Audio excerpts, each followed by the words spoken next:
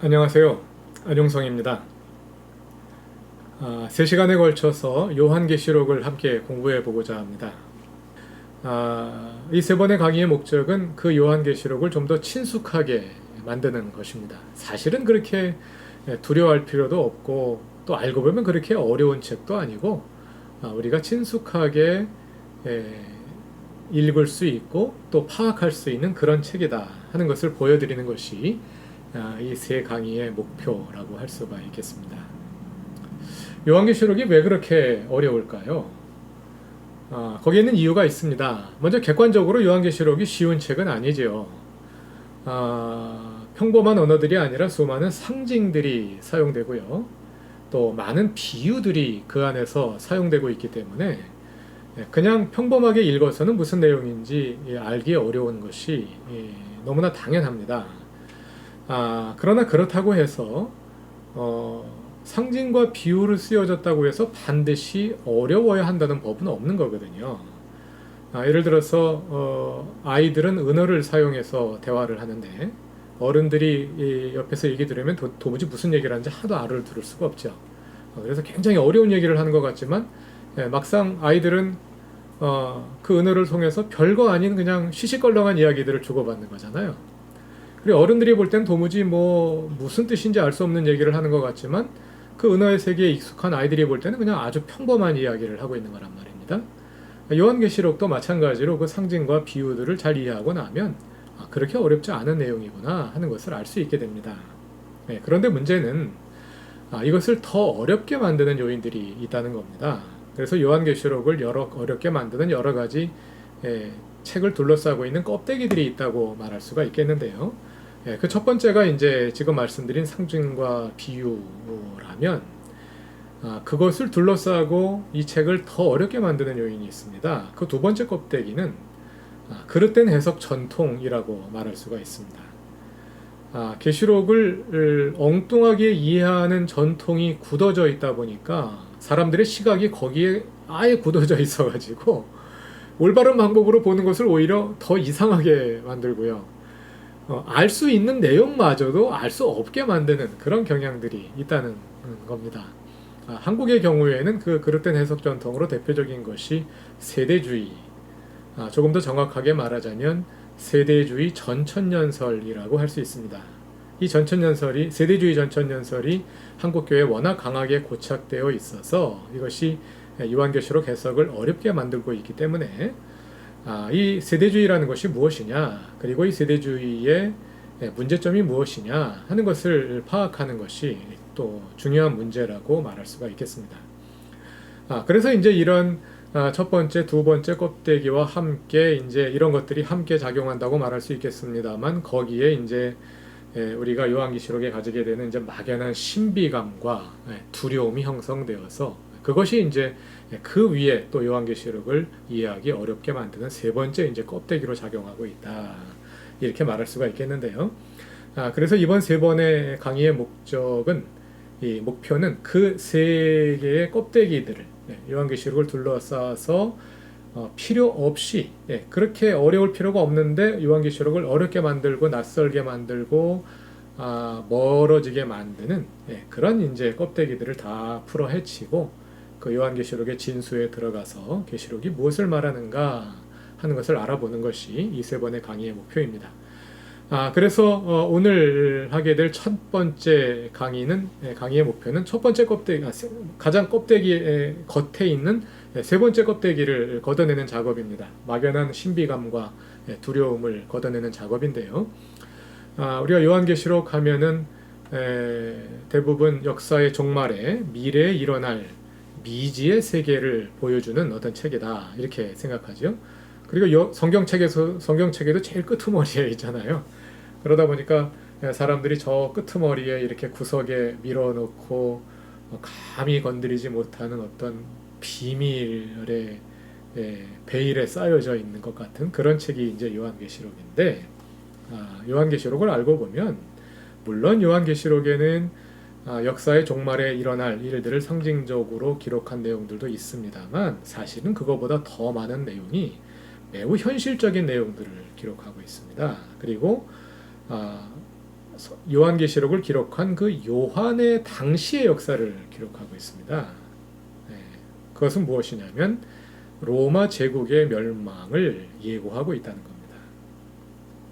아마 이 말이 굉장히 낯설게 느껴지는 분들도 있을지 모르겠습니다만 오늘 첫 번째 강의에서는 요한계시록이 로마 제국의 멸망을 예고하고 있다는 것을 분명하게 성경 본문과 또 그 외의 역사 자료들을 통해서 보여드리도록 하겠습니다.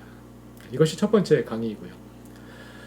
두 번째 강의는 두 번째 껍데기에 해당하는 그릇된 해석 전통, 특히 세대주의 전천년설이라는 그 해석 관점이 무엇인지를 보여드리고 그것의 문제점이 무엇인지를 한번 찾아보는 것입니다. 그것이 두 번째 강의가 되겠고, 세 번째 강의는 이제 그 모든 것들을 지나서 계시록의 내용을 한번 읽어보는 것이 되겠습니다. 본문을 읽어보는데요. 주로 흐름을 중심으로 해서 본문 전체를 함께 읽어보고, 그래서 이제 우리 나름대로 요한계시록이 이것을 말하는구나 하는 것을 확신할 수 있도록 하는 것을 세 번째 강의의 목표로 삼도록 하겠습니다. 자, 그럼 본격적인 강의에 들어가 보도록 하죠. 첫 번째 강의에서 다루고자 하는 질문은 계시록은 무엇을 말하는가 하는 것입니다. 계시록은 무엇을 말하는가, 언제 일어날 어떤 일들을 말하는 것인가 하는 질문을 던지고 오늘 그에 대해서 답을 해보도록 하겠습니다. 여러분이 도서관이나 서점에 가셔서 요한계시록에 관련된 책들을 한번 찾아보시면은요, 요한계시록 해석에는 네 가지 관점이 있다 하는 설명을 담아놓은 책들이 많이 있는 걸 보시게 될 겁니다. 그 네 가지 해석 관점이라는 것이 무엇이냐면, 첫 번째는 미래적 관점, 보통 말세론이라고 부르는 관점이고요. 두 번째는 전역사적 관점, 여기서 전은 앞전자가 아니라 온전전자, 그래서 역사 전체라는 뜻입니다. 전역사적 관점 또는 전교회적 관점이라고 부르는 관점이 있고요. 그 다음에 세 번째는 초역사적 관점, 역사를 초월한다는 뜻이죠. 그리고 네 번째는 그 시대적 관점, 이렇게 네 가지 관점을 설명하고 있는 것을 볼 수 있을 것입니다. 그 이름만 가지고는 그게 무슨 뜻인가 잘 이해하기가 어려운데요. 그런데 이 네 가지 관점은 동일한 질문에 대한 대답으로서 그 이름이 만들어졌다고 말할 수 있어요. 그 질문이 뭐냐면, 요한계시록은 주로 언제 일을 말하는가 하는 질문입니다. 요한계시록은 언제 일을 말할까요? 역사의 그래프를 요한의 시대로부터 역사의 종말까지 그려놓고 보자면, 우리에게 익숙한 관점은 요한계시록이 언제 일을 말한다는 겁니까? 역사의 종말에 일어날 일, 그러니까 아직 일어나지 않은 미래의 일을 말한다는 것이죠. 그것이 바로 미래주의적 관점 또는 미래적 관점입니다. 요한계시록 내용의 대부분은 미래에 일어날, 역사의 종말에 일어날 일들을 다루고 있는 것이다. 그러나 그 반대편에 있는 관점도 있습니다. 그것은 무엇이냐면, 요한계시록 내용의 대부분은 미래에 일어날 일이 아니라 요한 당시에 이미 일어난 일을 기록한 거다. 그 시대에 이미 일어난 일이다. 그래서 그 시대적 관점입니다. 그 다음에 그 사이에 전역사적 관점 또는 전교회서적 관점을 끼워 넣을 수 있겠는데요.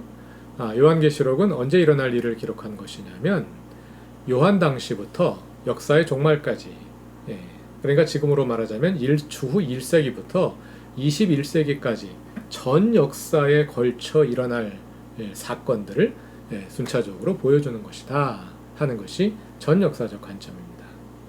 그리고 네 번째, 초역사적 관점은요, 요한계시록은 그 시대가 되었든 미래가 되었든 아니면 그 사이 교회 시대라고 말할 수 있는 그 사이 어느 시점이 되었든 어느 특정 시점에 일어날 일을 기록하는 것이 아니라 역사 전체를 통해 반복되는 선과 악의 투쟁을 원형적으로 기술하고 있는 것이다.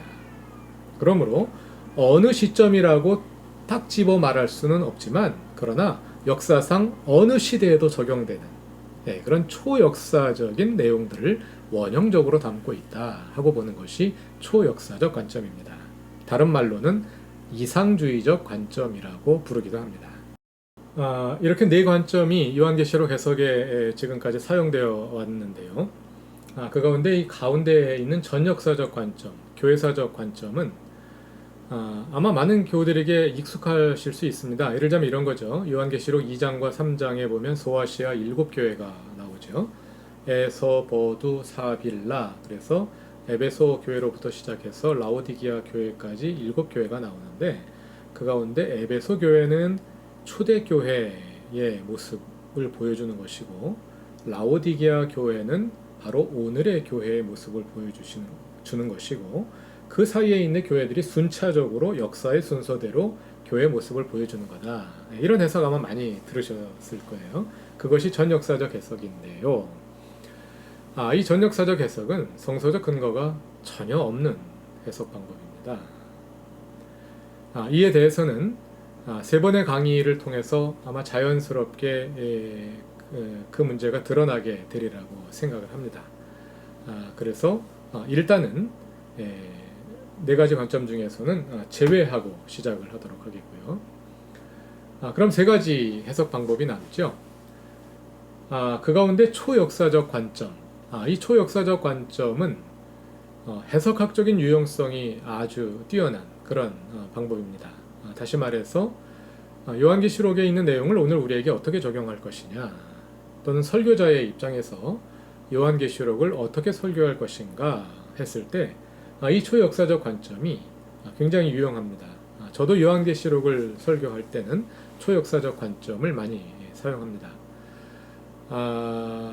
그러나 일단 이 초역사적 관점은 요한계시록에 무슨 내용이 들어있는가를 알아낸 다음에 그 내용을 어떻게 적용할 것이냐, 이 단계에 이제 유용한 관점이거든요. 그런데 이제 이번 우리의 강의의 1차적인 목표는 요한계시록 안에 도대체 무슨 내용이 들어있는 거냐, 뭘 얘기하고 있는 거냐, 이걸 알아내는데 더 주안점이 있거든요. 그래서 초역사적 관점도 일단 잠깐 밀어놓도록 하겠습니다. 그러면 이제 그 시대적 관점과 미래주의적 관점, 이 두 가지 관점이 남지요.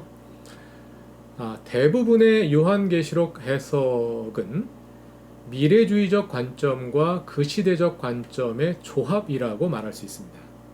요한계시록 22장 전체가 다 미래의 일을 말한다, 이렇게 주장하는 해석자도 거의 없고요.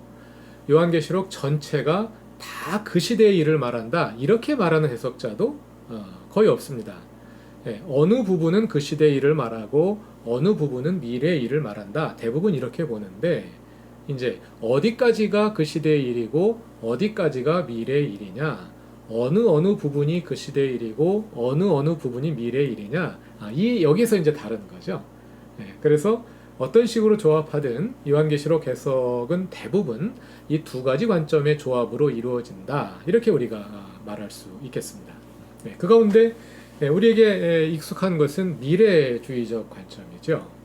그런데 이 미래주의적 관점으로 요한계시록을 해석하는 분들에게는 한 가지 공통점이 있습니다. 그것은 무엇이냐면 그 미래에 이루어질 역사적 종말이 바로 우리 시대라는 거죠. 우리 시대로부터 볼 때 역사의 종말이 멀지 않았다, 우리는 종말 직전에 살고 있다 하고 본다는 것이 대부분의 미래주의적 관점의 공통점이라고 말할 수가 있겠습니다. 우리가 역사적으로 볼 때 12세기에 플로르의 요아킴이라는 사람이 있었습니다. 미래주의적 관점의 출발이라고 말할 수 있는, 물론 이제 출발이라는 말을 어떻게 사용하느냐에 따라 좀 어폐가 있을 수 있습니다만, 그건 다음 강의에서 그 해석사에 관해 설명하면서 잠깐 이제 말씀을 드리도록 하겠고요. 12세기의 플로르의 요아킴은 그 시대가 그 종말이라고 생각을 했어요. 12세기가 역사의 종말이라고 생각을 한 거죠.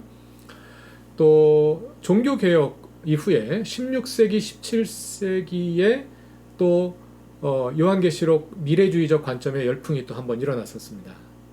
그 사람들은 그 시대, 즉 16시대, 16세기, 17세기가 바로 역사의 종말이라고 생각했습니다.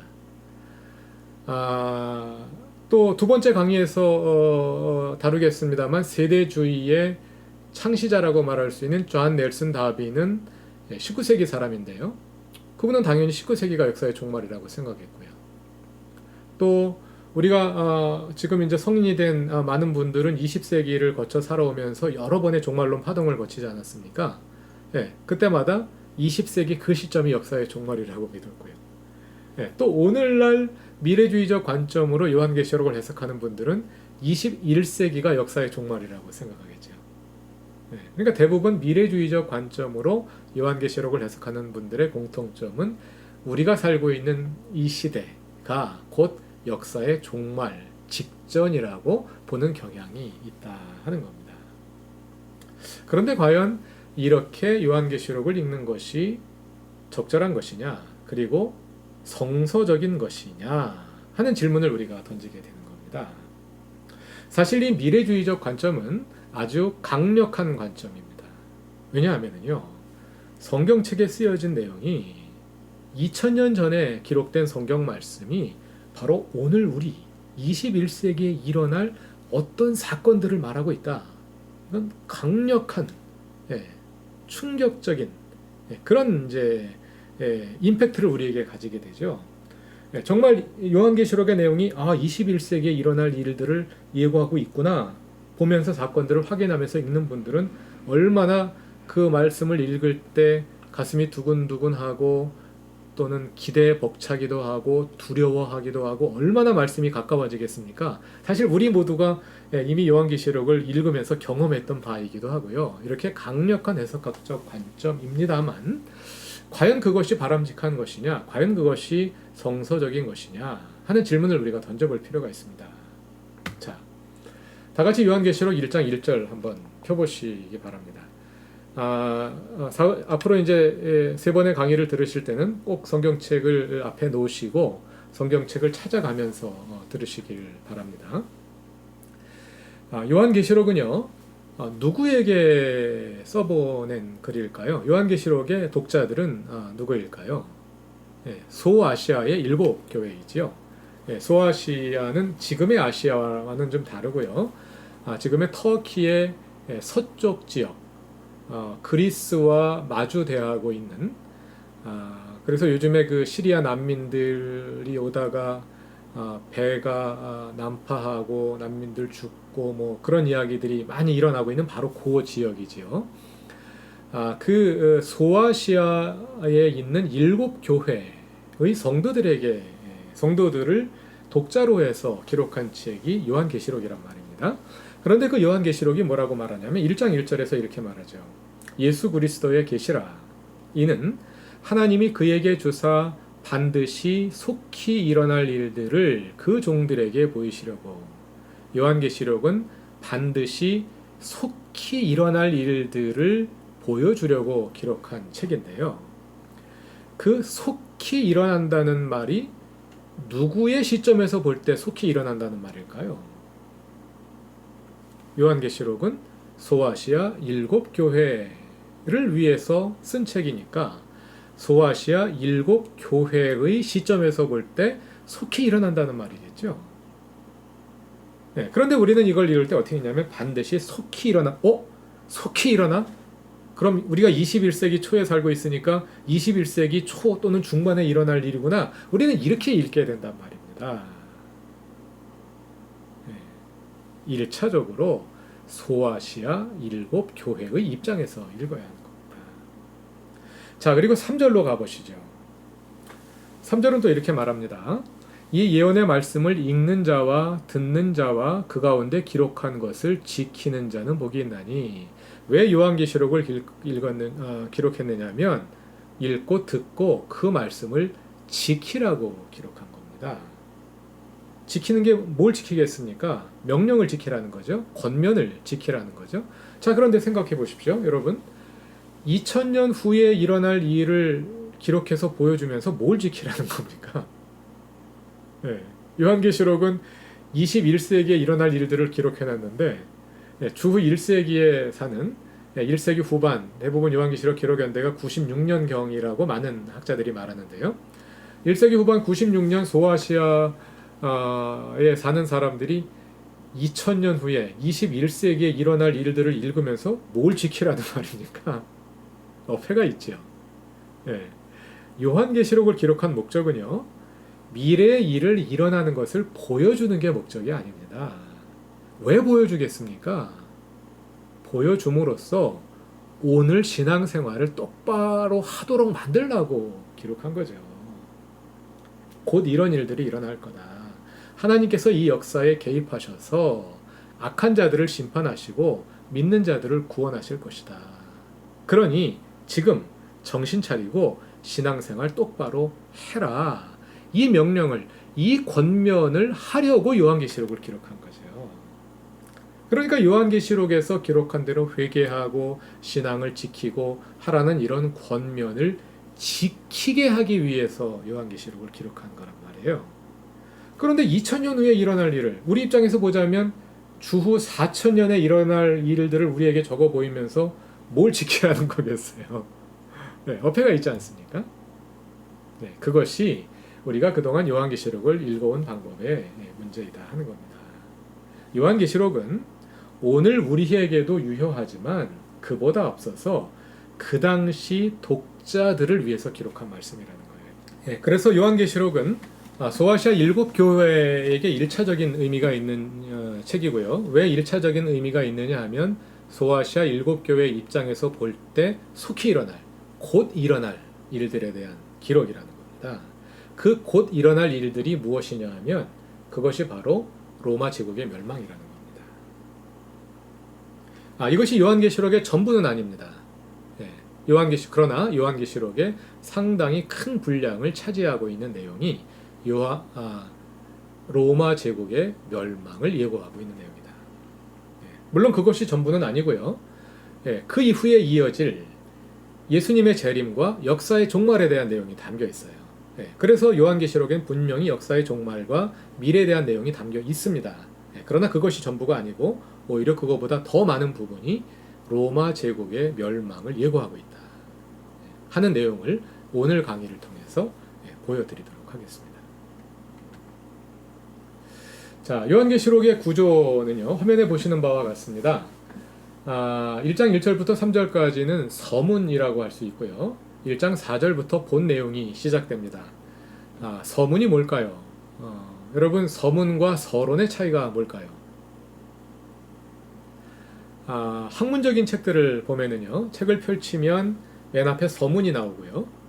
그리고 나서 목차가 나오고, 그 다음에 서론, 본론, 결론이 나옵니다. 서론은 서론, 본론, 결론 함께 책 전체의 본 내용을 형성하고 있는 거죠. 모든 논의가 서론에서 시작돼서 서론에서는 이 책의 논지를 밝히고 앞으로 어떤 식으로 이 책을 전개해 나갈 것인지 소개하고, 그래서 논의를 연 다음에 그 논의를 본론에서 발전시키고 결론에서 닫는, 이것이 이제 논의를 구성하는 구조죠. 그래서 서론은 그 논의의 필수적인 한 부분입니다. 그러면 대개 이제 학자들이 책을 쓸 때는 이렇게 책 내용을 완성해서 출판사에 보낸 다음에 그 다음에 이제 대개 책이 나올 때쯤 해가지고 서문을 써서 이제 덧붙입니다.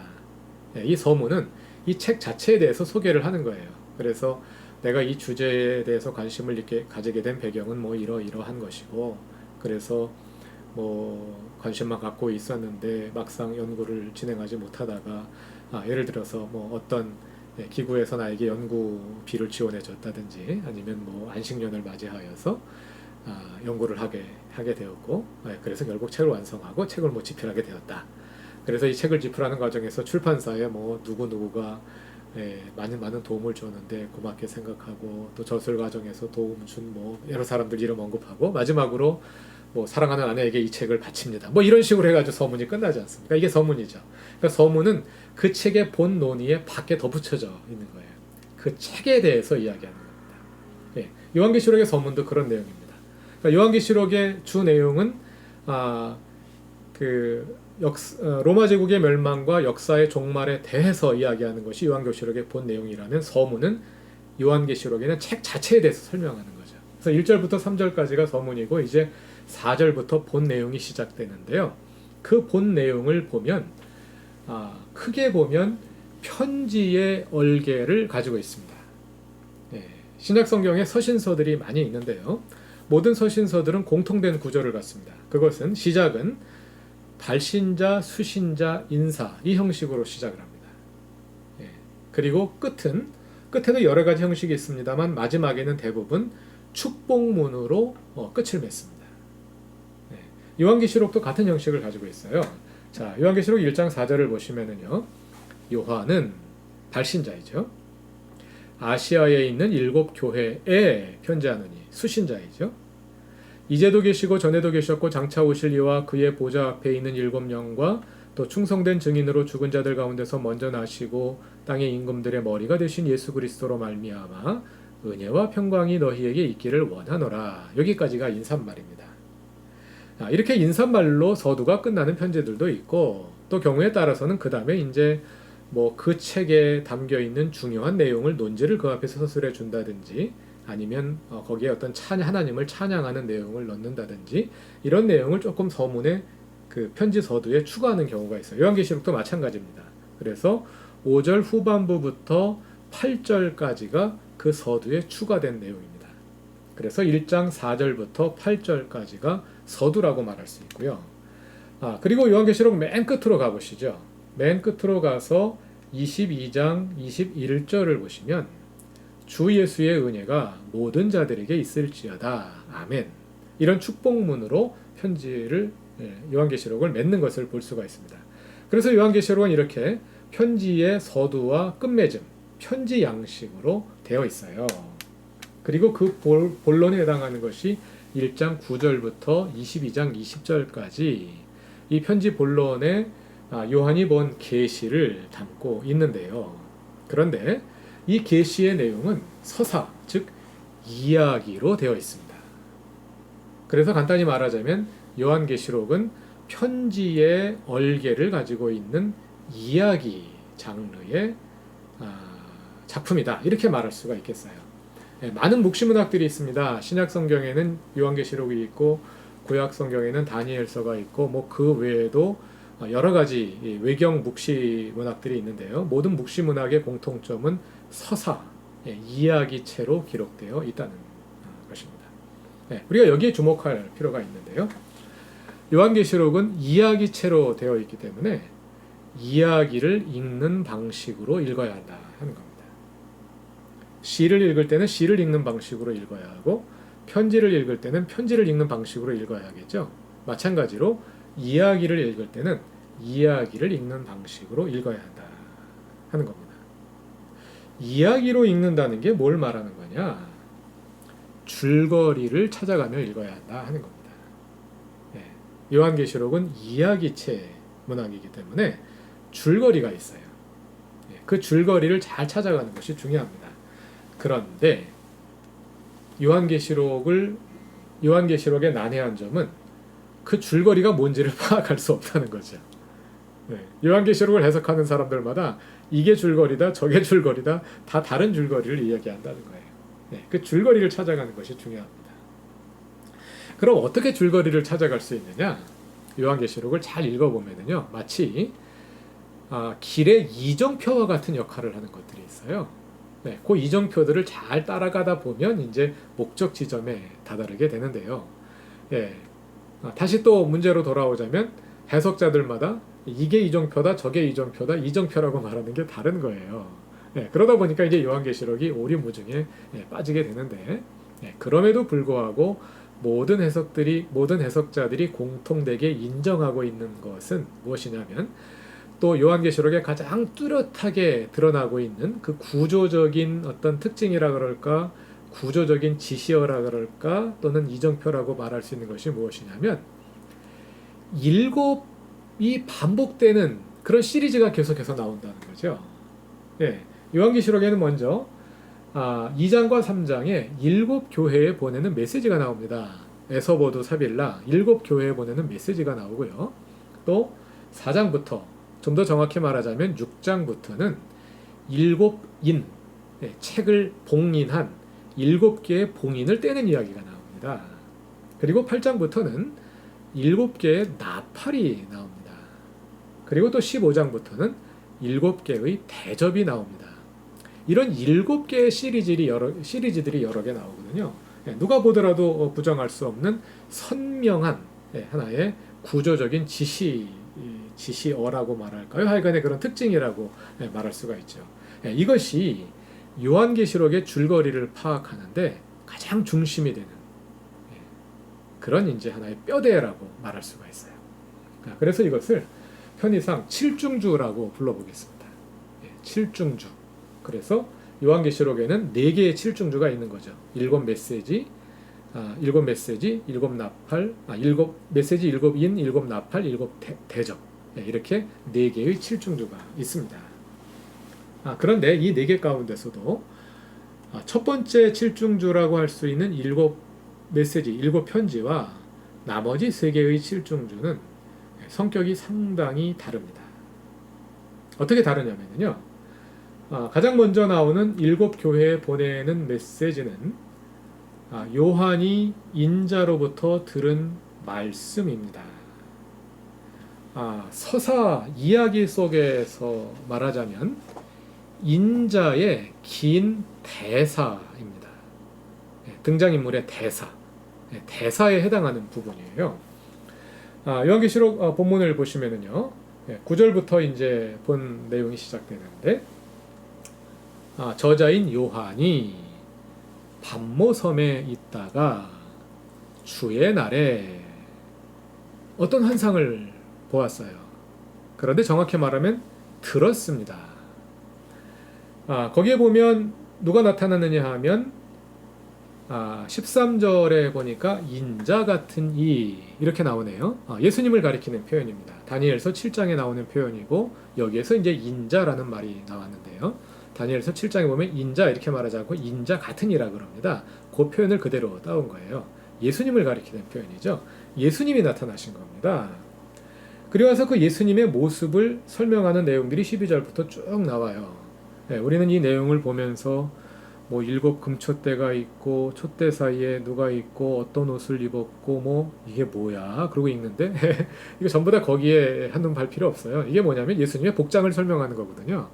그냥 그분이 예수님이다 이걸 보여주는 겁니다. 그러니까 거기에 너무 시간 끌 필요 없어요. 숲을 보는 게 중요합니다. 예수님이 나타나신 거예요. 그 예수님이 17절부터 말씀하십니다. 내가 볼 때 그의 발 앞에 엎드러져 죽은 자 같이 되매 그가 오른손을 내게 얹고 이르시되 두려워하지 말라 하면서 예수님의 대사가 시작되는 거예요. 그 대사가 3장 끝에까지 이어집니다. 그러니까 1장에서 그 대사가 쭉 이어지다가 2장 1절부터는 에베소 교회의 사자에게 편지해라 이렇게 써보내라 하고 요한에게 계속 불러주는 거예요. 그래서 7교회에 보낸 편지가 3장 끝에까지 이어지는 거죠. 그러니까 7교회에 보내는 메시지 뭐냐면 요한이 인자로부터 들은 내용을 그냥 들은 대로 적어놓은 거다 하는 거죠. 반면에 4장부터 끝에까지 이어지는 내용은 요한이 하늘에 올라가서 본 환상을 기록한 겁니다. 이것은 심판과 구원의 환상인데요. 이 환상은요, 인간의 언어로 표현할 수가 없는 환상이에요. 왜냐하면 아직까지 일어나지 않은 일이거든요. 그러니까 뭐라고 말로 표현할 수 없는 내용인데 그거를 어떻게든 요한이 가급적 가까운 방법으로 말로 기록해 놓은 거죠. 말로 표현할 수 없는 환상을 말로 기록한 내용입니다. 이것이 4장 이후의 내용, 그리고 7중주 가운데 뒤에 7중주의 내용입니다. 이렇게 서로 다른 내용을 담아놨기 때문에 이 두 부분은 해석하는 방식이 달라져야 되겠죠. 1장부터 3장까지는 예수님께서 불러주신 편지니까요. 그냥 불러주는 대로 받아 적은 거란 말이에요. 그냥 편지를 이해하는 방식으로 읽으면 되는 겁니다. 다른 뭐 고린도전서라든지 뭐 에베소서라든지 뭐 디모데전서를 읽는 방식으로 그냥 편지를 읽는 방식으로 읽으면 되는 거예요. 물론 그 안에는 무슨 뭐 니골라 당이니 무슨 뭐 사탄의 뭐 보좌니 뭐 이런 상징적인 내용들이 나옵니다만 그것은 그 당시 소아시아 7교회의 일어났던 어떤 이제 사건들 또는 어떤 대상들을 그런 상징으로 표현한 거기 때문에 그게 뭔지를 찾아내기만 하면 되는 거죠. 그런 거 외에는 그냥 편지를 읽는 방식으로 읽으면 되는 겁니다. 그러나 4장 이하의 내용은 사람의 언어로 표현할 수 없는 것을 말로 기록한 거거든요. 그러니까 문자로 읽으면 안 되겠죠. 문자적으로 해석하면 안 되겠죠. 상징적으로 기록된 내용이기 때문에 이것은 상징적으로 해석해야 되는 겁니다. 서로 다른 해석 방법이 필요하다 하는 거예요. 그래서 뭐 예를 들어서 우리가 요한계시록을 문자적으로 해석해야 되느냐 상징적으로 해석해야 되느냐 이런 질문을 받게 된다면 문자적으로 해석해야 된다 상징적으로 해석해야 된다 하나만 말하면 틀리죠. 문자적으로 읽어야 할 부분이 있고 상징적으로 읽어야 할 부분이 있다. 그런데 많은 해석자들이 가지고 있는 문제는 뭐냐면 문자적으로 읽어야 할 부분을 상징적으로 읽어버리고 상징적으로 읽어야 할 부분을 문자적으로 읽는다는 거예요. 그 부분에 적합한 해석 방식을 사용해야 한다. 이렇게 말할 수 있겠습니다. 자, 그래서 이번 강의는요. 1, 2, 3장의 내용은 굉장히 중요한 내용입니다.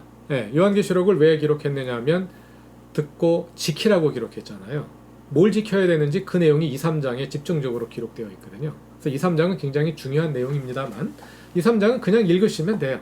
특별한 해석이 필요하지 않습니다. 상징어들이 나오면 그런 것들이 있었는가 보다 하면서 읽으시면 돼요. 그럼 메시지는 뚜렷하거든요. 믿음을 지켜라, 회개하라. 뜨뜻 미지근한데 차든지 덥든지 해라. 메시지는 분명하거든요. 그래서 그냥 읽으면 메시지를 다 알아낼 수 있습니다.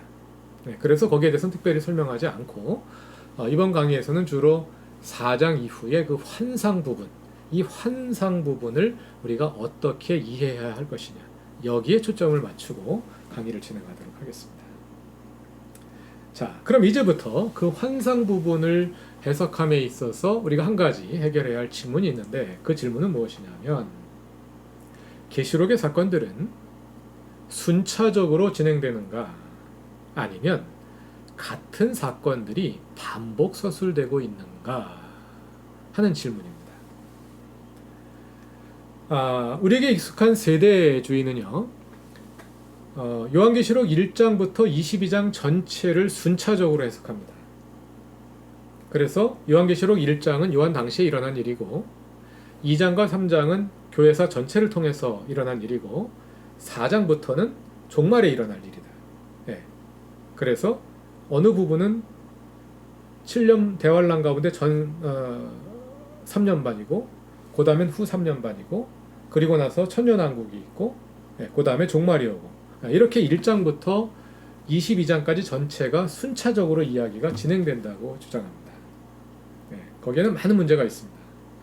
강의를 통해 자연스럽게 드러나게 될 텐데요. 그러다 보니까 신학자들은요.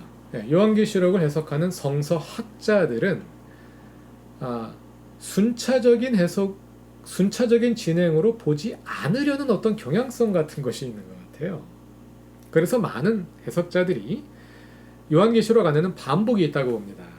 예를 들자면 7인이 나오고 7나팔이 나오고 7대접이 나오잖아요. 그런데 그 세 가지를 보면 비슷한 점들이 많아요.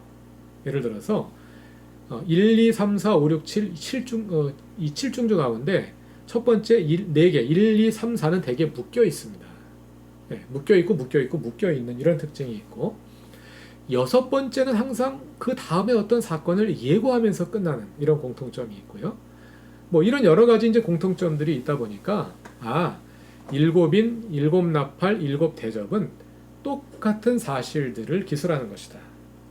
그런데 마치 음악에서 같은 주제를 변주하면서 강조하는 것처럼 같은 사실들을 반복해서 변주하면서 강조해서 보여주는 것이다.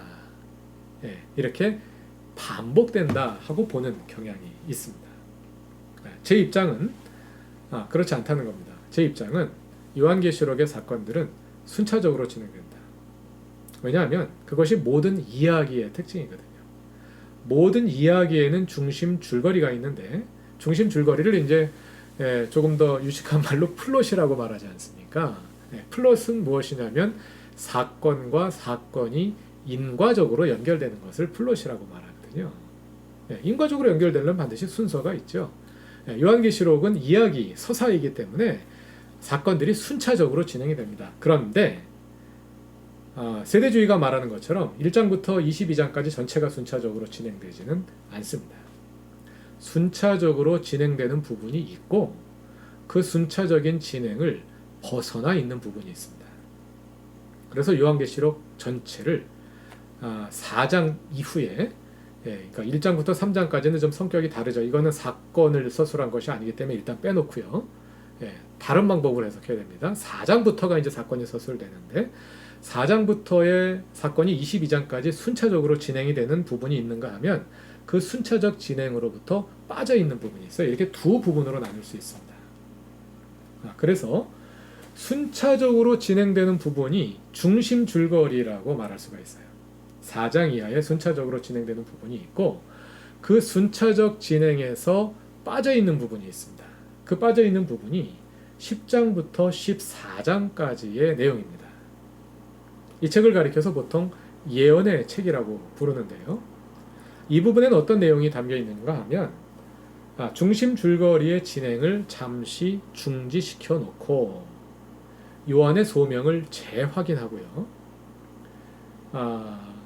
독자들에게 현실에 일어나고 있는 일들이 뭘 의미하는지를 설명해 주고요. 그리고 마지막으로 독자들을 향해서 권면을 한 번 더 합니다. 회개하라. 믿음을 지켜라. 주님 오실 날이 멀지 않았다. 이런 이제 예언적인 권면을 하는 거죠. 그런 내용이 10장부터 14장까지 가운데 끼어 있습니다. 그 내용을 빼고 읽으면 4장부터 22장까지 전체 내용이 순차적으로 진행됩니다. 물론 계속 가는 건 아니고요. 가다가 잠깐 쉬었다가 이런 부분은 있어요. 그러나 뒤로 돌아가지는 않습니다. 순차적으로 진행됩니다. 그 순차적으로 진행되는 중심 줄거리만 따로 떼어서 보면은요. 중심 줄거리가 두 단계로 구성되어 있다고 말할 수 있습니다. 첫 단계는 19장 10절까지의 내용인데요. 이 19장 10절까지는 일곱인, 일곱나팔, 일곱대접으로 순차적으로 이어집니다. 제가 왜 일곱인, 일곱나팔, 일곱대접이 순차적으로 진행되는지는 세 번째 강의에서 자세하게 설명하겠습니다만 왜 그러냐면 각 7중주의 일곱 번째는 다음 시리즈를 열어주는 역할을 합니다. 일곱인 중에 일곱 번째 인은 일곱 나팔을 열어주는 역할을 하고요. 그 중에서도 또 일곱 번째 나팔은 일곱 대접을 열어주는 역할을 합니다. 그 자체 구조가 순차적으로 되어 있는 거예요. 그래서 일곱인, 일곱 나팔, 일곱 대접을 통해서 사건들이 계속 진행되어 가는데 그 사건이 어디를 향해서 달려가느냐 하면 바벨론의 멸망을 향해 달려갑니다. 그것이 일곱 번째 대접이에요. 이 바벨론의 멸망이 목표점이고요. 그 목표점을 향해서 계속해서 달려가는 거예요. 바벨론이 멸망하는 겁니다. 이 내용이 19장 10절까지 기록되어 있어요. 그리고 나서 19장 11절부터가 두 번째 단계인데 이 두 번째 단계는 그 바빌론의 배후에 있는 사탄의 세력이 제거되는 거죠. 모든 악의 세력이 제거되고 새 하늘과 새 땅이 이루어지고 새 예루살렘이 그려지는 것입니다. 그것이 중심 줄거리의 두 번째 단계라고 말할 수가 있어요. 그래서 이 흐름을 보자면 이 사건의 클라이막스를 이루는 것이 바벨론의 멸망이라고 말할 수가 있어요. 바벨론의 멸망을 향해서 줄깃하게 달려가다가 바벨론이 멸망하는 거죠. 가장 절정의 사건이 이루어지는 겁니다. 그리고 이제 그 나머지 이야기들이 이제 이어지는 거예요. 그래서 그 절정에 해당하는 사건이 바로 바빌론의 멸망, 클라이막스에 해당하는 것이 바빌론의 멸망이라고 말할 수 있는데, 그럼 이제 그 바빌론이 누구냐 이거죠. 그 바빌론이 누구냐? 제가 강의를 통해서 보여드리려고 하는 것은 앞에서 말씀드린 것처럼 그 바빌론은 바로 로마 제국이다. 요한계시록 4장부터 19장 10절까지의 내용이 바빌론의 멸망을 향해 달려가는데 그 바빌론의 바빌론이 누구냐? 바로 로마 제국이다. 하는 것을 오늘 강의를 통해서 보여드리려는 것입니다. 자, 다 같이 계시록 17장을 한번 펴보시죠. 갑자기 요한계시록 중후반으로 와서 조금 혼란스러우실 수도 있겠습니다만, 이 17장은 어디에 해당하는 부분이냐면 일곱인, 일곱 나팔, 일곱 대접, 그래가지고 16장 끝부분에서 일곱 번째 대접, 바벨론의 멸망이 기술됩니다. 그리고 나서 17장, 18장에는 그 바벨론이 누구냐, 이 바벨론의 정체를 17장에서 자세하게 설명해줘요. 그리고 18장에는 이 일곱 번째 대접이 쏟아졌을 때 그 바빌론이 멸망했잖아요. 그 멸망하는 모습을 아주 또 상세하게 보여줍니다. 그리고 19장 앞부분에는 그로 인해서 이제 구원하신 하나님을 찬양하는 내용이에요. 이렇게 이어집니다. 그래서 이 17장은 뭐냐면 바빌론이 누구냐, 그 정체를 보여주는 것이 17장이거든요. 그러니까 우리 17장을 잘 읽어보면 바빌론이 누구인지를 알 수 있죠. 그럼 요한계시록 17장 1절을 한번 다 같이 보시죠. 바벨론이 누구인지를 설명해 주는 본문입니다. 또 일곱 대접을 가진 일곱 천사 중 하나가 내게 와 말하여 이르되 이리로 오라, 많은 물 위에 앉은 큰 음녀가 받을 심판을 내게 보이리라. 1절은 먼저 바벨론을 가리켜 많은 물 위에 앉은 큰 음녀다 이렇게 말합니다. 자, 그 다음에 15절로 가보시죠. 또 천사가 내게 말하되 내가 본 바 음녀가 앉아있는 물은, 아까 음녀가 많은 물 위에 앉아있다 그러잖아요. 그 물이 뭐냐 궁금하셨죠? 뒤에 가면 다 설명이 나옵니다. 음녀가 앉아있는 물은 백성과 무리와 열국과 방언들이다. 그러니까 많은 음녀가 백성과 무리와 열국과 방언들, 이게 뭐겠습니까? 온 세상의 모든 사람들이잖아요. 모든 사람들 위에 앉아있다, 모든 사람들을 지배하는 존재다, 그런 뜻이겠죠. 또 18절을 보시면은요, 또 내가 본 바 그 여자는 땅의 왕들을 다스리는 큰 성이라 하더라. 여기서 성이라고, 큰 성이라고 번역된 헬라어가 폴리스입니다.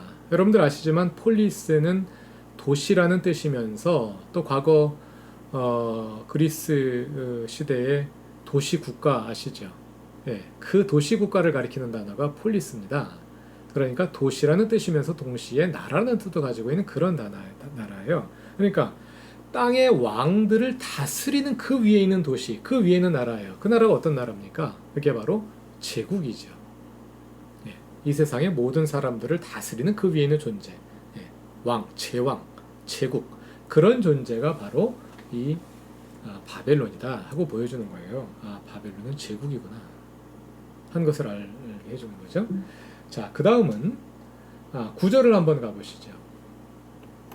17장 9절을 보시면 지혜 있는 뜻이 여기에 있으니, 여기에서 지혜 있는 뜻이 여기에 있으니 이것은 방백입니다.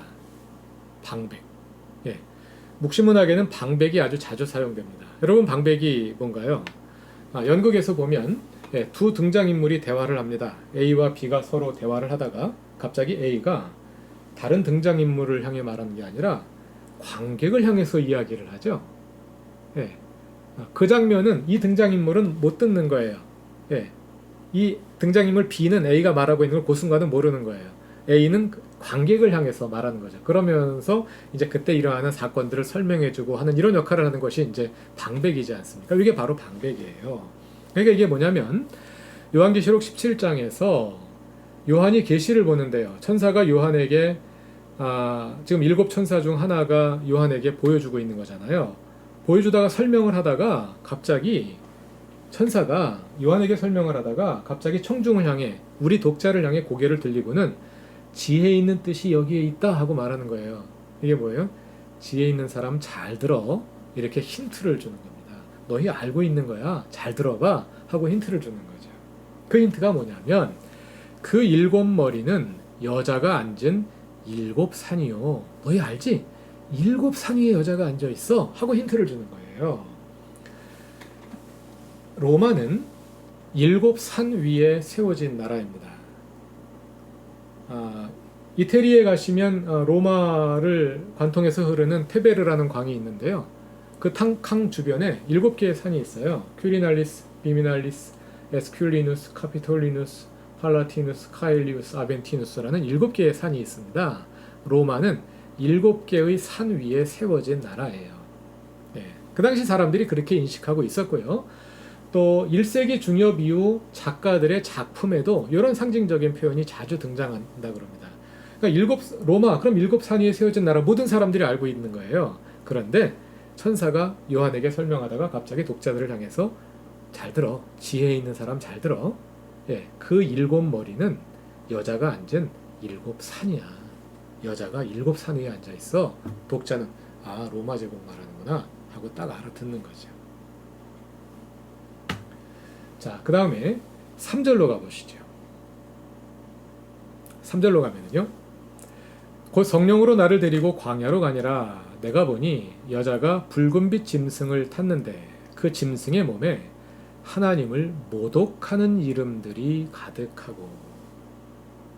바벨론이 음녀, 여자로 표현되는데 그 여자는 하나님을 모독하는 존재다 하는 거예요.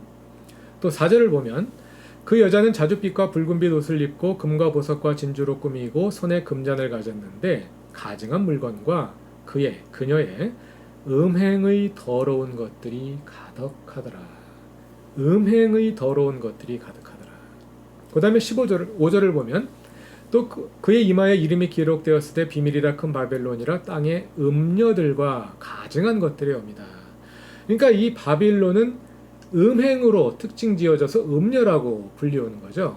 성경에서 음행은 뭘 가리키는 상징일까요? 성경에서 음행은 우상 숭배를 가리키는 상징이죠. 이 로마 제국은 우상 숭배를 조장하는, 우상 숭배를 강요하고 있었다는 겁니다. 그것이 무엇이냐? 황제 숭배입니다. 황제를 신으로 숭배하도록 강요하고 있었던 겁니다. 뒤에 가서 좀 더 자세하게 설명드리겠습니다.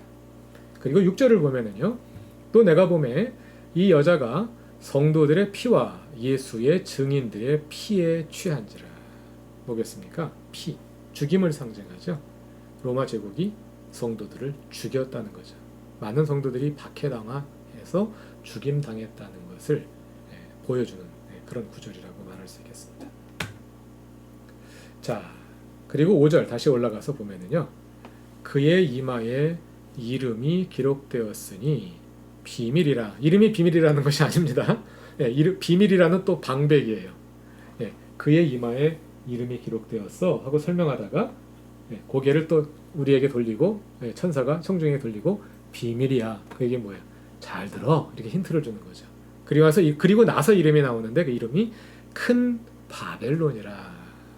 이렇게 이름이 나오는 거예요. 바벨론이라. 자, 주후 70년 후 주후 70년에 예루살렘이 멸망했거든요. 그 후에 바빌론은 로마의 별명이 되었습니다. 유대인들 사이에서. 그 후에 유대인들은요, 로마를 가리킬 때 바빌론이라고 불렀어요. 바빌론과 로마의 공통점이 뭘까요? 왜 로마를 바빌론이라고 부른 걸까요? 바빌론과 로마의 공통점은 둘 다 제국이죠. 근데 성경에 제국들 많죠. 그 외에도 헬라 제국도 있고 뭐 페르시아 제국도 있고 아시리아 제국도 있고. 제국인데 어떤 제국이냐면 예루살렘을 공격한 제국입니다. 그런데 또 예루살렘 공격한 제국들 또 다른 제국들이 있거든요. 예루살렘을 공격해서 성전을 파괴한 제국입니다. 기원전 587년에 남왕국 유다가 바벨론에게 멸망했습니다. 그리고 신바빌로니아 제국이 예루살렘 성전을 파괴해버렸습니다. 그 성전을 포로들이 귀환한 후에 다시 지었어요. 그걸 제2성전이라고 합니다. 그 제2성전을 기원 후 70년 로마 제국이 다시 파괴한 거예요. 그것이 바벨론과 로마의 공통점입니다. 성전은 하나님의 집이지요. 성전이 하나님의 집이라는 말은요, 오늘날 우리가 교회는 하나님의 집이다 이런 표현도 합니다만, 그것과 교회가 하나님의 집이라는 말과 성전이 하나님의 집이라는 말은 전혀 차원이 다른 말입니다. 우리 기독교 특히 개신교에서는요, 우리가 예배를 드리는 공간이 교회당은 신학적으로 아무 의미가 없습니다. 물론 우리가 예배학적으로 어떻게 예배 공간을 잘 활용할 것이냐 이런 논의는 할 수 있습니다만, 이 예배당이라는 공간 자체는 어떤 신학적인 의미도 가지고 있지 않아요. 그러면 교회는 건물이 아니라 성도들의 모임이지 않습니까? 그러나 성전은 달라요. 예루살렘 성전은 그 공간, 그 건물 자체가 거룩한 겁니다. 왜 거룩하겠습니까? 하나님께서 거기에 거하시기 때문에. 하나님께서 성전에 거하신다는 것은요, 유대인들은 그걸 문자적으로 이해한 거예요. 하나님은 성전에 거하십니다. 구체적으로 어디에? 성전 안에 성소와 지성소가 있죠. 그 지성소에는 언약궤가 있죠. 그 언약궤 덮개 윗부분, 거기가 하나님이 머무시는 자리입니다. 그 자리를 시은자, 속죄소라고도 부르고 나중에 시은좌라고 부르기도 하고, 또 그 언약궤 위에는 두 개의 그룹이 하나님의 호위 천사가 딱 지키고 있는 그런 언약궤가 있잖아요. 하나님이 거기 거하신다고 유대인들은 믿었단 말이에요. 그리고 오랫동안 유대인들은 하나님이 거기에만 거하신다고 믿었어요. 다른 데 안 거하시고. 그러니 성전이 얼마나 거룩한 장소겠습니까? 그런데 그 성전을 바벨론과 로마 제국이 무너뜨린 거예요. 그러니 바벨론과 로마 제국을 어떻게 용서할 수 있겠습니까? 만약 그 사람들이 내 집을 무너뜨렸다. 그럼 뭐 원수도 사랑하라. 용서할 수 있겠죠. 그러나 하나님의 집을 무너뜨린 사람들을 내가 무슨 자격으로 용서하겠습니까? 유대인들에게 바빌론과 로마 제국은 절대로 용서할 수 없는 악한 제국이었던 거예요. 네, 그런 공통점이 여기서 나타납니다. 음녀의 모습을 보여주면서 그게 바로 바빌론이다. 그럼 이 성경책을 읽고 있었던 요한계시록의 저자인 요한도 유대인이고 독자들도 다수가 유대인이었을 것으로 생각되는데, 네, 독자들은 보면서 로마 제국이구나 하고 딱 알아채는 거죠. 자, 지금까지의 설명을 하나로 압축해서 보여주는 고고학 발굴 자료가 있습니다. 아주 재미있는 자료가 발굴됐는데요. 이것은 동전입니다. 주후 71년에 아시아 지방, 요한계시록이 바로 기록된 독자들의 소아시아 7교회 무대가 되었던 바로 그 아시아 지방에서 주조된 세스테르티우스라는 이름의 동전입니다. 이 동전의 한쪽 면에는 베스파시안 황제의 얼굴이 그려져 있어요. 그리고 뒤쪽 면에 한 그림이 있는데, 이 그림이 아주 재미있는 그림입니다. 자, 이 그림을 보시면은요, 가운데 여신 로마가, 로마는 나라의 이름이지만 여신의 이름이기도 합니다. 여신 로마가 군복을 입고, 또 모자도 쓰고 있어요. 군모를 쓰고 왼손에 작은 칼을 들고 앉아 있습니다. 17장 6절에 보면 음녀가, 이 여자가 성도들의 피와 예수의 증인들의 피에 취해 있더라, 이렇게 말하죠. 군사적인 이미지. 칼을 들고 앉아있는 여신 로마입니다. 그 다음에 여신 로마가 어디에 앉아있느냐 하면 7산 위에 앉아있어요. 로마의 7산. 아까 9절에 7머리는 여자가 앉은 7산이다, 이렇게 얘기했죠. 7산 위에 앉아있고요. 여신 로마의 발 밑에는 강의 신 티베르가 부조되어 있습니다. 강의 신 티베르를 밟고 앉아 있는 거예요. 자, 아까 우리 1절에서 뭐라 그랬습니까? 음녀가 많은 물 위에 앉아 있다고 그랬죠. 그 다음에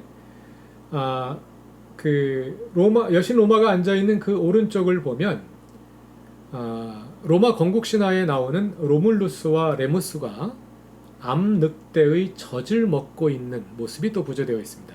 그것이 로마의 건국 신화에 나오는 내용이죠. 로물루스와 레무스가 암늑대의 젖을 먹고 있는데, 암늑대를 라틴어로 루파라고 하는데요. 그 당시에 루파는 음녀를 가리키는 상징어였다 그럽니다. 창녀들을 가리킬 때 저런 암늑대, 뭐 이런 식으로 이제 불렀던 거예요. 바벨론이 음녀라고 계속해서 상징되고 있죠. 예. 그리고 맨 밑에 이름이 기록되어 있습니다. 뭐라고 기록되어 있나요? 로마라고 기록되어 있죠. 5절에 그 음녀의 이름이 바벨론이다. 그 당시 유대인들에게 바벨론과 로마는 동일한 이름이라고 그랬죠. 그러니까 이 구조를 보고 있으면 요한계시록 17장의 내용이 여기 그냥 그림 하나에 압축되어 있는 거예요. 마치 요한이 이 동전을 보면서 책을 쓴 것이 아닌가 하고 생각될 정도로. 요한이 동전을 보았을까요? 이 동전은 71년에 만들어져서 요한계시록이 96년경에 기록되었다고 볼 때 25년간을 아시아 지역에서 통용되고 있었습니다.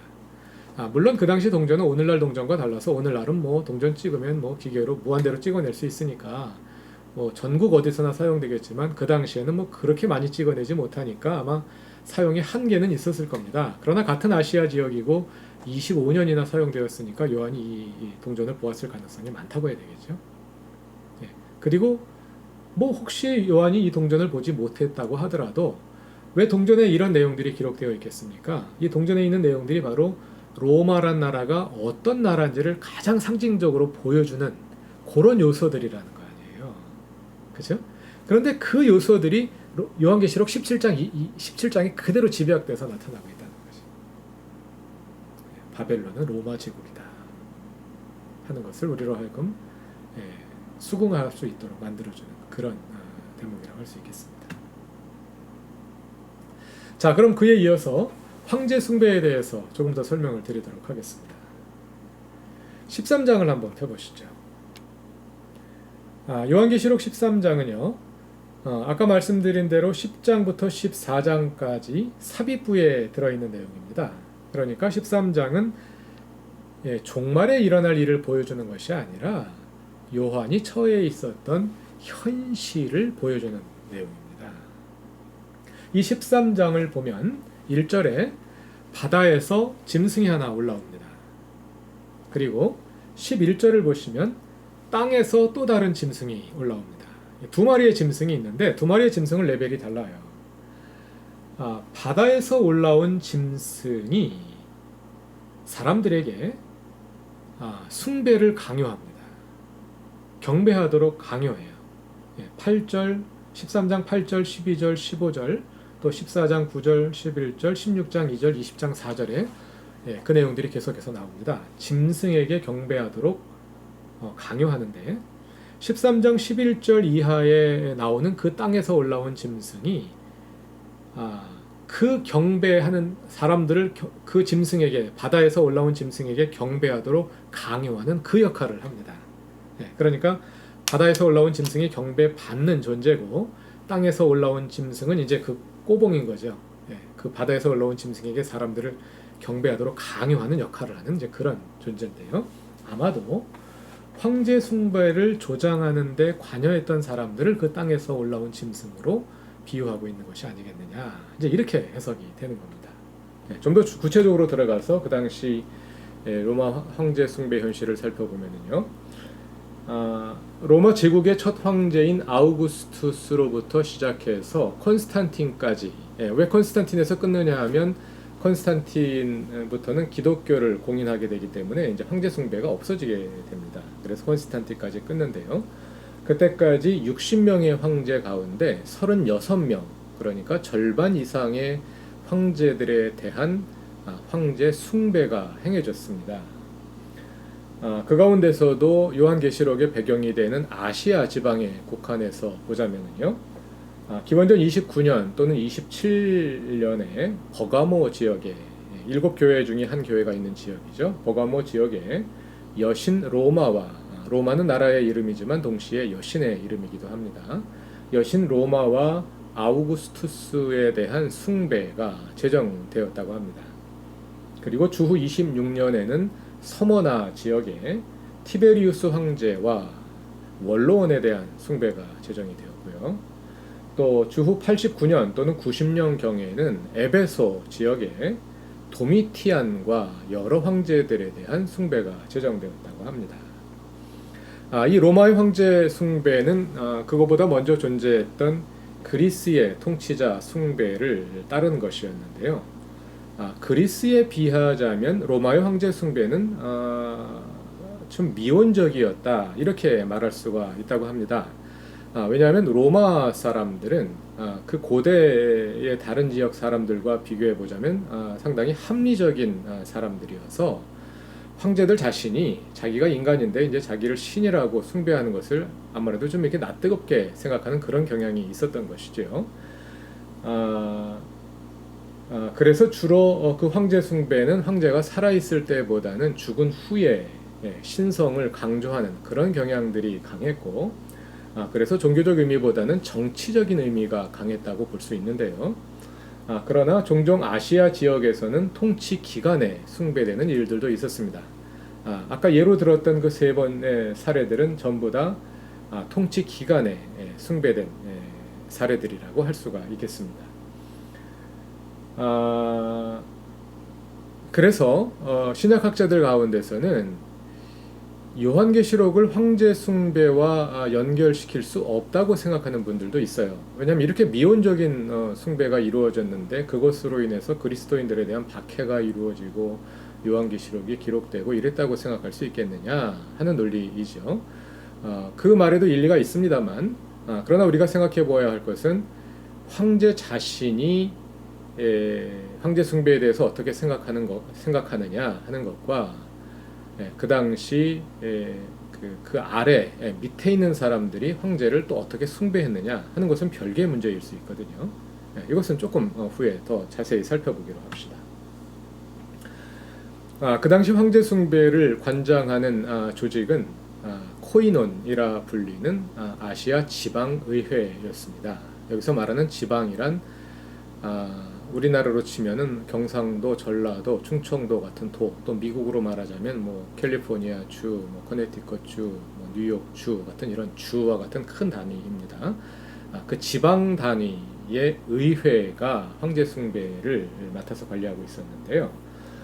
이 코이논 지방 의회는 각 도시를 대표하는 부유한 자들로 구성되어 있었고. 그러나 의회라는 이름과 다르게 행정권은 제한적이었고 주로 주전 27년 이후에 주로 황제 숭배를 관리하는 일을 했었다고 합니다. 그래서 각 지방 도시들은 그 지방의 신전을 소유하는 영예를 얻기 위해 경쟁을 했다고 하고요. 그 황제 숭배 기구의 대제사장직은 최고의 관직이었습니다. 그리고 그 기구가 최고의 엘리트들로 구성되었습니다. 그러니까 위에서 황제가 자신을 어떻게 생각했든 밑에 있는 사람들은 열렬하게 황제 숭배를 한 거죠. 왜냐하면 황제에게 잘 보이기 위해서. 그래야지 뭐 정치적으로 자기들에게 도움이 될 테니까. 그러니까 실제로 황제 숭배가 이루어지는 상황은 또 달랐다 하는 거죠.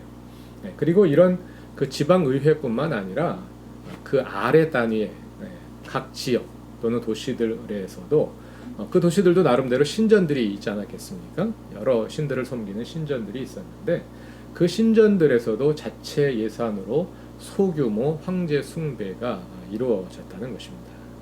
그러다 보면 아무래도 이제 주변에 있는 사람들에게 숭배를 강제하는 일들이 벌어졌을 것이고 또 그리스도인들 입장에서는 그것은 견딜 수 없는 우상 숭배이니까요. 그러다 보니까 저항이 이루어졌을 것이고 그로 말미암은 박해가 이루어졌을 것을 우리가 충분히 예상할 수 있는 것이죠. 그래서 요한계시록 13장을 보면 아까도 읽었습니다만 용이 자기 능력과 보좌와 큰 권세를 짐승에게 주었다 하는 2절의 서술이라든지 또 그 뒤에 우리가 이제 아까 17장에 있는 서술들을 살펴보지 않았습니까? 이제 이런 내용들을 통해서 요한계시록의 저자는 이 짐승을 용의 하수인으로 묘사하고 있는데요. 다시 말하자면 로마 제국을 사탄의 하수인으로 말하고 있다. 그러니까 이런 황제 숭배가 결국은 로마 제국은 사탄의 하수인이다 하고 판단하게 하는 그런 중요한 근거가 되었던 것이죠. 또 그것과 함께 먼저 설명드린 것처럼 로마 제국은 바벨론 제국처럼 하나님의 집인 성전을 파괴한 존재이기 때문에 유대인들 입장, 그리스도인들의 입장에서는 도저히 용서할 수 없는 사탄적인 존재로 이해될 수밖에 없었다 하는 것을 우리가 충분히 짐작할 수 있겠습니다. 자, 여기까지 형제 숭배에 대해서 알아보았고요. 이어서 666에 대해서 알아보도록 하겠습니다. 많은 사람들이 666 이야기하죠. 666이 무슨 뭐 바코드다, 뭐 베리칩이다 그래가지고 요즘에 일어나는 어떤 현실 현상들을 666이라고 해석하는 경향이 있는데요. 그것은 우리가 이제 3번의 강의를 다 듣고 나면 해결이 되겠습니다만 요한계시록을 해석하는 기본 전제에 문제가 있는 것입니다. 666은 13장에 나오는데요. 우리가 앞부분에서 계시록 전체 구조를 간단히 살펴보면서 확인한 것처럼 계시록 10장부터 14장까지 예언의 책이라고 불리는 부분은 역사의 종말에 일어날 일을 예고하는 것이 아니라 요한 당시의 현실을 보여주는 것입니다. 따라서 666도 역사의 종말에 20세기가 되었든 21세기가 되었든 역사의 종말에 일어날 어떤 일을 보여주는 것이 아니라 요한 당시에 소아시아 7교회가 경험하고 있었던 어떤 현실, 어떤 대상을 말하는 것입니다. 그것이 무엇일까요? 이 666이라는 숫자는요, 게마트리아라는 것입니다. 게마트리아가 뭐냐면요, 그 당시 그 헬라어나 또는 히브리어에서 각 알파벳은 글자이면서 동시에 숫자로 사용되었습니다. 예를 들어서 이제 영어는 그렇게 사용되지 않습니다만 영어에 비유해 보자면 A, B, C, D, E, F, G 하고 알파벳이 이어져 나가지 않습니까? A가 1, B는 2, C는 3, D는 4 이렇게 각 알파벳이 숫자 역할을 하고요. 그래서 1, 2, 3, 4, 5, 6, 7, 8, 9, 10까지 간 다음에 그 다음 알파벳은 20, 그 다음 알파벳은 30, 40, 50, 60, 70, 80, 90, 100까지 간 다음에 또 그 다음 알파벳은 200, 그 다음 알파벳은 300 이런 식으로 각 알파벳이 숫자의 역할을 하게 되는 거죠. 그럼 사람의 이름을 쫙 써놓은 다음에 각 알파벳 써놓고 보면 각 알파벳이 숫자이기도 하잖아요. 그 이름의 그 알파벳의 숫자들을 다 합하면 그 이름의 숫자가 나오는 거죠. 이렇게 이름을 숫자로 계산해내는 것을 게마트리아라고 불렀습니다. 히브리어도 그렇고 헬라어도 그랬습니다. 왜 그 사람들은 아라비아 숫자를 쓰지 않고 알파벳을 숫자로 사용했을까요? 아라비아 숫자는 아라비아 숫자니까 아라비아 사람들이 사용하던 숫자죠. 헬라어 또는 헬라 사회, 로마 사회, 또 히브리 사회에는 숫자가 따로 존재하지 않았거든요. 그러니까 알파벳을 숫자로 대용하는 것입니다. 그런 식으로 사람의 이름을 숫자로 환산한 것, 그것이 게마트리아인데 666이 바로 그 게마트리아라는 것입니다. 그러면 666은 누구의 이름을 숫자로 바꾼 것일까요? 그걸 말하기 전에 잠깐 우리 그 성경 구절을 찾아보기로 합시다. 요한계시록 13장 17절을 다 같이 보시면요. 누구든지 이 표를 가진 자 외에는 매매를 못하게 하니 이 표는 그러니까 사람들에게 이만한 손목에 표를 하게 했는데 곧 짐승의 이름이나 그 이름의 수라 이렇게 말하죠. 바로 게마트리아라는 것을 보여주는 거죠. 17절이. 자, 그런데 18절을 보면 지혜가 여기 있으니 총명한 자는 그 짐승의 수, 짐승의 이름의 수, 게마트리아를 세어보라. 그것은 사람의 수니. 사람이랍니다. 그 짐승이 어떤 사람을 짐승이라 그런 거래요. 그런데 헬라어에서는요, 영어에는 정관사가 있고 부정관사가 있죠. 정관사는 더, 부정관사는 A가 부정관사지 않습니까? 그런데 헬라어에는 정관사만 있고 부정관사가 없어요.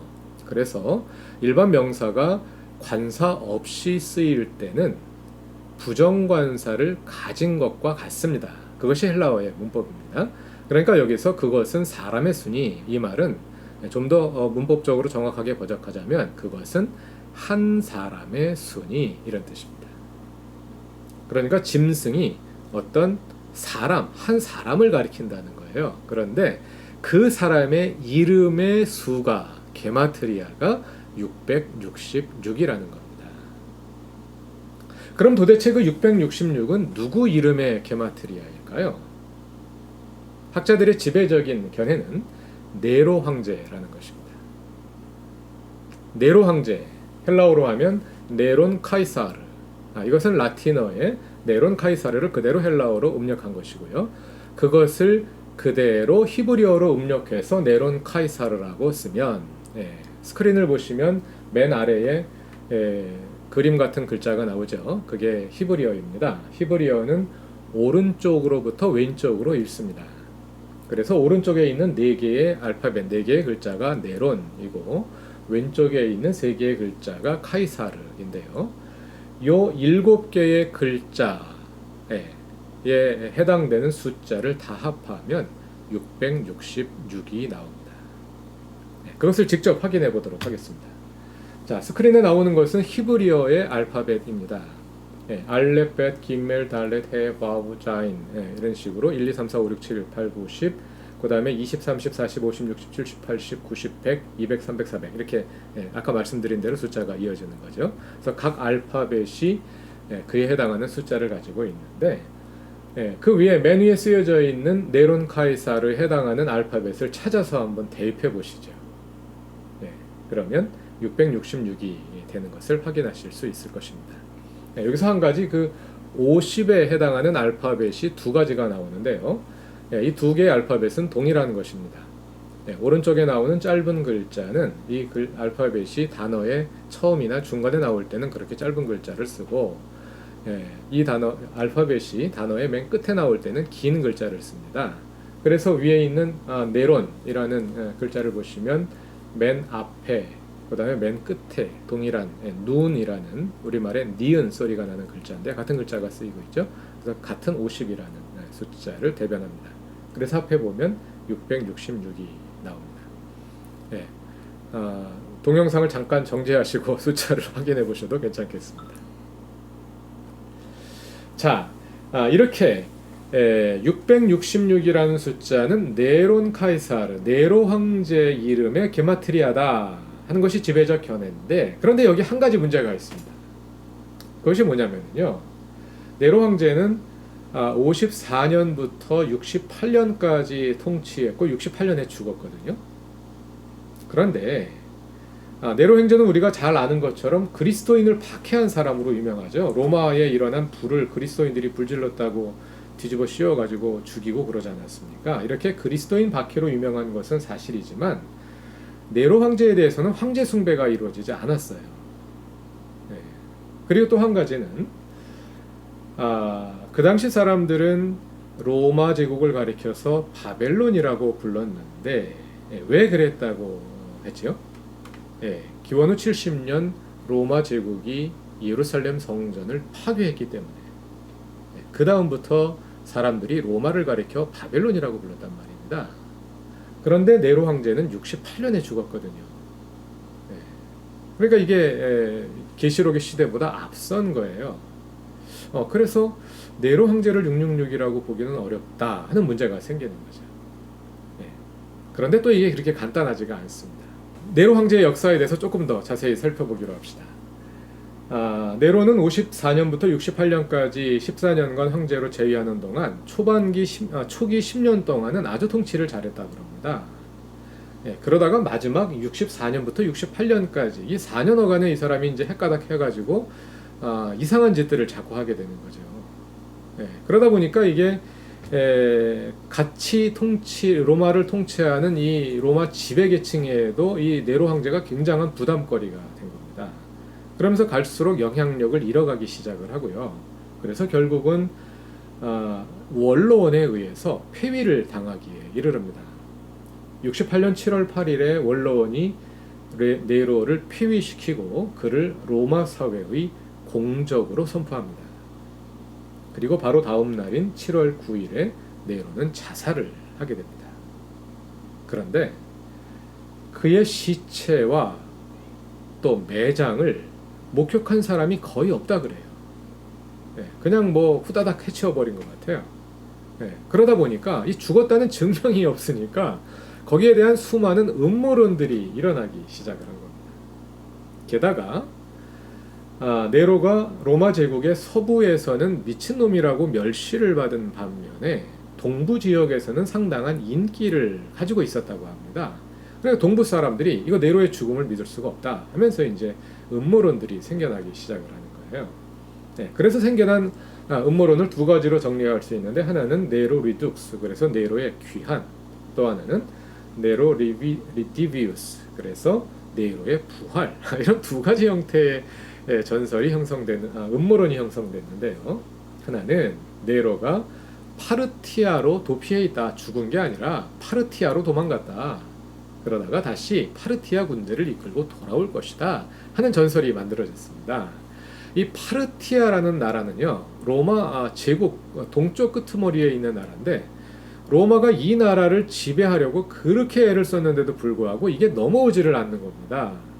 그래서 오랫동안 그 로마 제국에 넘어가지 않고 버텼던 그런 나라거든요. 그러니까 로마 제국의 입장에서 볼 때 파르티아라는 존재가 너무 두려운 존재인 거예요. 이게 때리고 때려도 쓰러지지 않는, 아무리 쳐도 넘어가지 않는 이런 두려운 존재, 신비감을 가지고 있었던 그런 존재였기 때문에 또 그런 감정이 네로와 이렇게 뒤섞여 가지고 네로가 파르티아로 가 있다가 나중에 파르티아 군대를 이끌고 돌아올 것이다 하는 이제 전설이 만들어진 거고요.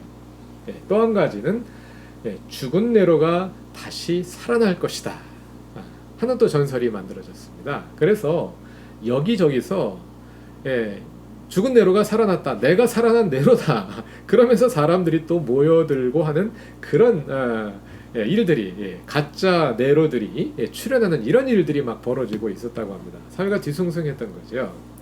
요한계시록이 바로 그 전설을 요한계시록에 활용을 했습니다. 13장 3절을 보시면 그의 머리 하나가 상하여 죽게 된 것 같더니 그 죽게 되었던 상처가 나음에, 짐승 이야기인데요. 죽었다가 살아난다는 이야기죠. 또 계시록 17장 8절을 펴보시죠. 그러니까 어떻게 되겠습니까? 이제 요한계시록이 말하는 그 666은 계시록이 저술되던 당시의 로마 황제를 가리키는 것인데, 그 황제는 바로 죽은 네로가 되살아난 것이다, 이렇게 연결하고 있다는 거죠. 그 당시 요한계시록 당시 그래서 이 666이라는 숫자가 네로를 가리키면서 동시에 요한계시록이 기록되던 당시에 그 황제를 가리키기도 한다는 겁니다. 죽은 네로가 되살아난 것이 그 황제다.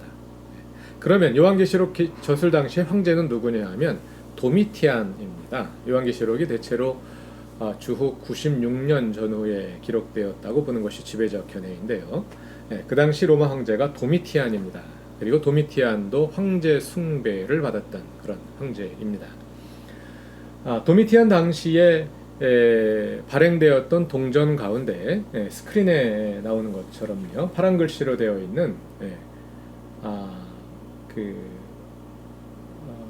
이거 어떻게 읽어야 될까? 약자로 기록되어 있는데요. 아카이 도메트 세브게, 이렇게 파란 글자로 되어 있는 그런 글자가 새겨져 있는 동전이 있어요. 이것은 어떤 긴 글자들의 머리 글자만 모아놓은 것인데요. 원래는 아우토크라토르 카이사르 도메티아누스 세바스토스 게르마니코스, 뜻은 통치자 시저 도미티아누스 경건한 게르만인, 이런 글자인데요. 그것의 약자 두 문자만을 따서 이렇게 동전에 표시한 거예요. 그런데 그 글자를 게마트리아로 숫자로 합해보면 또 666이 나옵니다. 그러니까 666은 도미티안 황제를 가리키면서 동시에 네로 황제를 가리키는데, 계시록은 도미티안이 바로 되살아난 네로이다, 이렇게 지칭하고 있다는 겁니다. 그러니까 다시 말하자면 666은 역사의 종말에 일어날 일을 기술하는 것이 아니라 요한 당시의 현실, 황제 숭배를 강요하고 그리스도인들을 박해하던 로마 황제를 가리키는 이름의 수이다 라고 말씀드릴 수 있겠습니다. 자, 그래서 이제까지 정리한 내용을 말씀드린 내용을 정리하자면 요한계시록은 로마 제국의 멸망을 예고한 책이다. 로마 제국의 멸망은 요한과 그의 독자들의 입장에서 보자면 아직 안 일어난 일이죠. 미래에 일어날 일이죠. 곧 일어날 일입니다. 그러나 오늘 우리의 입장에서 보자면 과거에 이미 일어난 일이죠. 로마 제국의 멸망을 예고한 책이다 하는 것이 첫 강의의 결론이에요.